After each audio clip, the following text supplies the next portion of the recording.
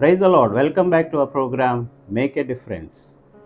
జీవితంలో డబ్బుకు చాలా ప్రాధాన్యత ఉన్న విషయం మనందరికీ తెలుసు.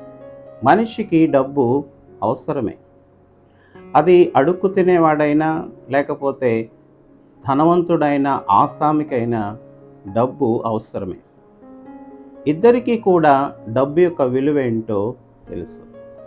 ఆధ్యాత్మిక జీవితంలో కూడా ధనము యొక్క ప్రాధాన్యత గురించి బైబిల్ మనకు తెలియజేస్తుంది. చాలాసార్లు క్రైస్తవులంగా మనం ఏమనుకుంటామంటే దేవుడు డబ్బు గురించి ఎక్కువ ప్రాధాన్యతనివ్వడు అని. కానీ ఒక నిజ క్రైస్తవుడిగా మనము బైబిల్ని పరిశీలన చేస్తే దేవుడు పలు సందర్భాల్లో ధనము గురించి తెలియజేశాడు. మరి ముఖ్యంగా లూకాసు సువార్త 16వ అధ్యాయం అంతా కూడా, అంటే ఒక అధ్యాయం అంతా కూడా యేసుక్రీస్తు ధనమును గురించిన ఆ ప్రస్తావనతో అనేక విషయాలు ఆయన తెలియచేశారు. అందుచేత ఈ ఎపిసోడ్లో ఒక క్రైస్తవుడిగా మనము దేవుడిచ్చిన డబ్బును ఏ విధంగా వినియోగించాలి. చాలాసార్లు మనము ధనాన్ని విచ్చలవిడిగా వినియోగిస్తూ దాని యొక్క ప్రాముఖ్యతను మనము గుర్తించని వారంగా ఉంటున్నాం. అందుచేత ప్రియ దేవుని బిడ్డలారా, ధనాన్ని మనము ఏ విధంగా వినియోగించాలి? ఉదాహరణకి మనకు ఒక 100 రూపాయల ఆదాయం వస్తే దాంతో మనం ఏం చేయాలి? దీన్ని నేను మనీ మేనేజ్మెంట్ అంటాను. అంటే దేవుడు మనకిచ్చిన ధనాన్ని ఏ విధంగా మనం వినియోగించాలి, ఏ విధంగా మనం వినియోగిస్తే అది మనకు ఆశీర్వాదకరంగా ఉంటుంది, దేవుని నామము కూడా ఘనపరచబడుతుంది, అలాగే ఇతరులు కూడా మన ధనం వల్ల వారు కూడా మేలు పొందుకుంటారు. ఉదాహరణకి ఒక 100 రూపాయలు దేవుడు మనకిస్తే మొట్టమొదటిగా మనం గుర్తించాల్సిన విషయం ఏంటంటే దానిలో కొంత శాతం మనము తిరిగి దేవునికి చెల్లించే వరంగా ఉండాలి. దేవునికి అనంటే సంఘానికి మన దశమ భాగాన్ని. ఇక్కడ దశమ భాగమునే అని నేను అంటలేదు, కానీ దేవుడు ప్రేరేపించిన కొలది దశమ భాగం కంటే ఎక్కువ కూడా మనం పరిచర్యకి ఇవ్వవచ్చు. సో ఒక 100 రూపాయల్లో 10% మనం పరిచర్యకిస్తే మరొక 5%, ఒకవేళ మన ఆదాయము పన్ను పరిధిలోకి వస్తే, అంటే పన్ను పరిధి దాటి, అంటే మనం ట్యాక్స్ కట్టాల్సిన పరిస్థితి వస్తే మన ఆదాయములో నుంచి మనం ఏం చేయాలంటే గవర్నమెంట్కి పన్ను చెల్లించాలి. నేను అనుకుంటాను చాలాసార్లు క్రైస్తవులంగా మనం ఇక్కడ ఫెయిల్ అవుతున్నాం. ఎందుకంటే అనేక మంది గవర్నమెంట్కి కట్టాల్సిన పన్ను, ప్రభుత్వానికి చెల్లించాల్సిన సుంకాన్ని చెల్లించకపోవడం అది చాలా బాధాకరం. యేసుక్రీస్తు ప్రభు కూడా ఆయన పన్ను చెల్లించారు.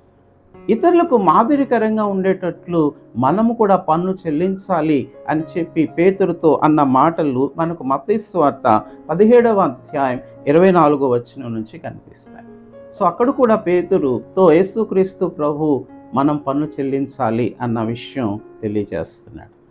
సో ఈ విధంగా బైబిల్ మనకి పన్ను చెల్లించాలి అన్న విషయం యేసుక్రీస్తు స్వయంగా మనకేం చేస్తున్నారంటే తెలియజేస్తున్నారు. సో 10% మనం దేవునికి ఇచ్చాం, ఒక 5% అనుకుందాం. ఒకవేళ మన ఆదాయం పన్ను పరిధిలోకి వస్తే ఒక 5% మనం గవర్నమెంట్కి చెల్లించాం.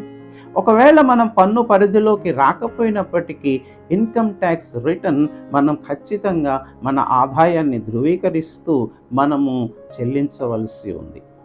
ఒక బాధ్యతాయుతమైన క్రైస్తవుడిగా మనము ఆ పని చేయవలసి ఉంది. మరొక 65%, అంటే 100లో మరొక 65% అంటాను నేను, మన కోసం, మన కుటుంబం కోసం, మన కుటుంబ పోషణ కొరకు, మన బిడ్డల పోషణ కొరకు, మన అనుదిన అవసరాల కొరకు, మన జీవనోపాధి కోసం 100లో నుంచి ఒక 65% మనకు మనమేం చేయవలసి ఉందంటే వినియోగించుకోవలసి ఉంది. ఎందుకంటే కుటుంబ పోషణకి ధనం అవసరమే కదా. అందుచేత 100లో నేను ఒక 65% మనకు మనంగా దాన్ని వినియోగించుకోవటానికి మనం దాన్ని ఏం చేయాలంటే ఖర్చు చేయాలి. సో 15% ప్లస్ 65% 80% అయింది. ఇక మిగిలిన 20%లో నేనంటాను ఒక 15% మనం ఇన్వెస్ట్ చేయాలి, అంటే పొదుపు చేసుకోవాలి. దాన్ని ఎలా పొదుపు చేసుకుంటామో అది మీ ఇష్టం.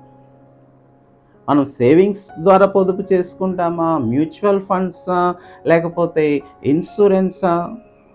ఈ విధంగా కొంత శాతాన్ని మనం ఏం చేయవలసి ఉందంటే మనకు వచ్చే ఆదాయంలో పొదుపు చేసుకోవాలి. ఎందుకు అని మనం ఆలోచన చేస్తే ఇప్పుడు వచ్చే ధనాన్ని మనం భవిష్యత్తు కోసం వాడుకోవాల్సి ఉంది.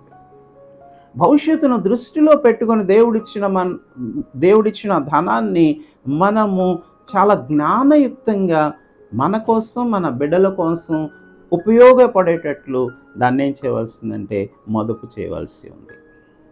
సో 80 + 15% 95%, ఇక మిగిలింది 5%.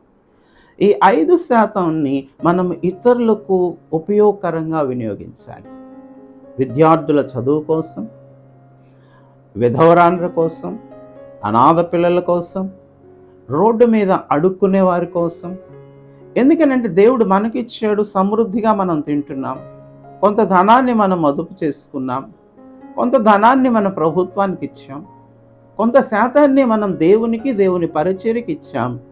అలాగే కొంత శాతం అవసరాల్లో ఉన్న వారికి మన ధనాన్ని మనము ఇచ్చాం. ఈ విధంగా మన ధనాన్ని మనం మేనేజ్ చేసుకుంటే దేవుడు మనకిచ్చిన ఈ డబ్బును మనము ఆ విధంగా మేనేజ్ నేనంటాను, మన ధనముతో మనము సంతృప్తి చెందుతాం. మనం సంతృప్తి చెందటమే కాదు, కానీ మన ధనము ద్వారా మనము దేవుణ్ణి మహిమపరుస్తున్నాం, ఇతరులకు కూడా మనము సహాయకులుగా ఉండగలం.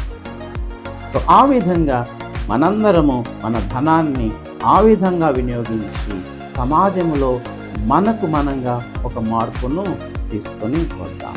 So let's make a difference. దేవునికి స్తోత్రం కలుగునుగాక.